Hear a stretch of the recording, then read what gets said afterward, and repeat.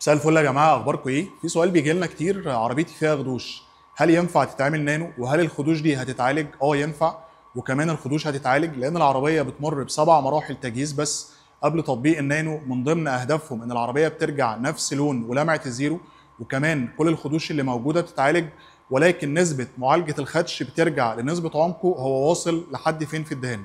بمعنى طالما اننا مش هنرش او هنحافظ على فابريكه العربيه في معالجه الخدوش السطحيه اللي بتبقى في طبقه الورنيش بتتعالج تماما. لو في خدش عمق واصل لطبقه اللون او طبقه الفيلر او حتى شايل الدهان بالكامل بيتعالج، ولكن بنسبه 90% 80%، وده على حسب عمق الخدش واصل لحد فين. النهارده معانا عربيه ام جي 5. العربيه جايه لنا فيها مشاكل كتيره جدا.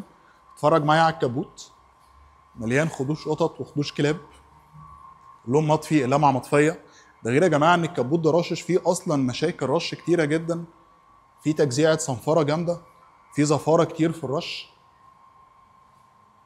كل المشاكل دي بتتعالج. اتفرج معايا على النص اللي خلص،